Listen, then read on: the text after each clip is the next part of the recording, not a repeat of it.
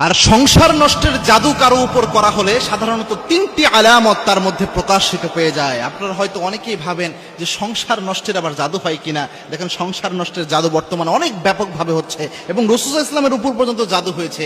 জাদু অনেক সত্য একটা বিষয়।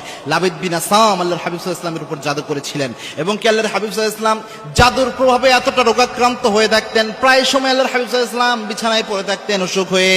আবার আল্লাহর হাবিব সাল্লাল্লাহু আলাইহি ওয়াসাল্লাম নামাজের যখন সূরা পড়তে দাঁড়াতেন অনেক সময় সূরা ভুলে যেতেন, প্রায় সময় একটা জিনিস আল্লাহর হাবিব সাল্লাল্লাহু আলাইহি ওয়াসাল্লাম ভুলে যেতেন। অবশেষে জিবরাইল আমিন এসে জানালেন, ইয়া রাসূলুল্লাহ, আপনার উপর জাদু করা হয়েছে। লাবিদ বিন আসাম তার উপর জাদু করেছিলেন। সুতরাং জাদু একটা সত্য বিষয়, আমাদের উপরে যে কেউ করে ফেলতে পারে।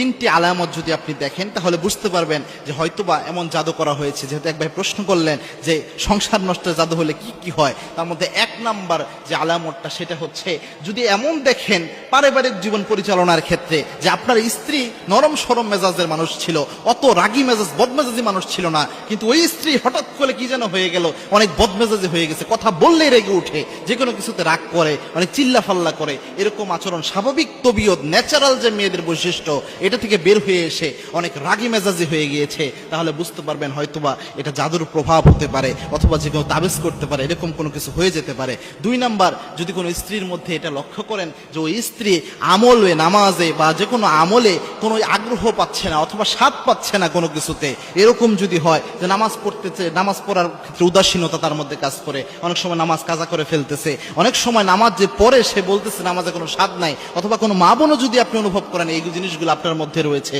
তাহলে বুঝতে পারবেন যে হতে পারে এটা একটা জাদুর প্রভাব। কারণ আলেমরা প্রেসক্রাইব করেন এটা জাদু হলে এই আলামতগুলো প্রকাশ পায়। তিন নাম্বার হচ্ছে যে যদি শরীরের মধ্যে অযথা কোনো ব্যথা দেখা দেয়, অর্থাৎ কোনো রোগ ব্যাধি নাই, আপনি চিকিৎসা করাচ্ছেন কোনো রোগ ব্যাধি বের হয় না, কিন্তু মাথা ব্যথা, শরীর ব্যথা প্রায় সময় এটা দেখা দিচ্ছে, কিন্তু আপনি খুঁজে পাচ্ছেন না যে এরকম কোনো কিছু দেখা দিচ্ছে, তাহলে বুঝতে পারবেন যে আপনার উপরে জাদু হতে পারে। এবং জাদু হলে অনেক মেয়েরা এমন হয় যে স্বামীকে সহ্যই করতে পারে না, স্বামীকে দেখলে মনে হয় যে জম দেখতেছে, এরকম ভাবে ট্রিট করে।